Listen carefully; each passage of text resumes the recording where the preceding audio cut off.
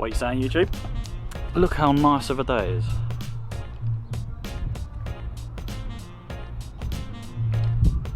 I thought I'd put a big down on it by telling you 5 things I hate about my Fiesta ST.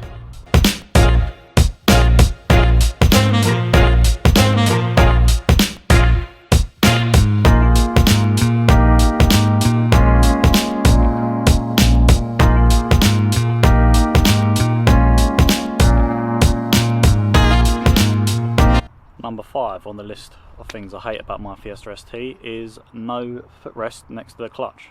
It can get really annoying on long journeys when you've got nowhere to put your foot and you either have to rest your foot underneath the clutch or kind of on top of the clutch, which probably isn't best if you're slightly touching on the clutch. Might wear that out. Coming in at number 4 is the fuel efficiency. Now, I didn't buy this car for the fuel efficiency, but the best I've ever got out of it is around 27.5 miles to the gallon.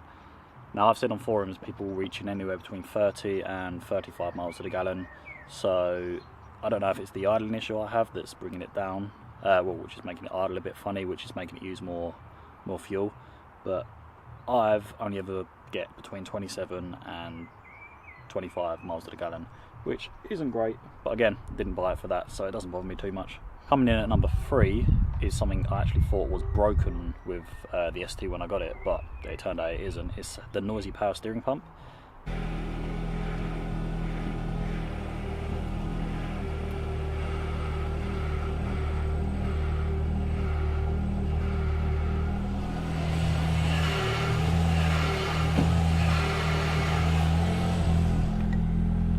Apparently you can get a kit that cools the fluid for the power steering as it's going round, but I haven't got that on there, and especially when you're full lock, the steering is really loud. You can hear it, especially when you're not moving as well, so say you're trying to get out of bay, it's just hissing and yeah, it's not great. I don't really like it.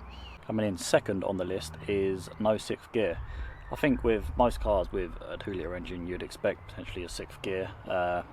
It's especially annoying on motorways because say if you're driving at 70 mile an hour, you're always going to be in between 3.5, 4k revs, which kind of, it can make the car drone. Is quite bad on fuel and it's probably quite straining for the engine. I've got quite a good like a Scorpion sports catback system on this, and even that, which isn't a droney system at all, does drone on the motorway sitting at around 70. Yeah, and like I said, it's probably bad on fuel. The only good thing about it is if you've going at say like 70, 60 on the motorway and you want to pull off, you're in 5th, so it's always got a bit of pull to it when you need it. So there is its advantages, but personally I'd prefer 6th gear.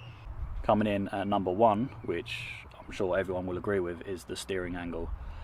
There's, I believe, some like spacers or like a limiter on the steering rack which stops the wheel from turning more than it should to stop it from rubbing on the arches, which obviously serves a purpose, but it makes for the worst steering angle I've ever driven a car in. And I used to be a driver. I used to drive 6 to 8 hours a day, various different vans, and yeah, it's the worst car I would say that I've had.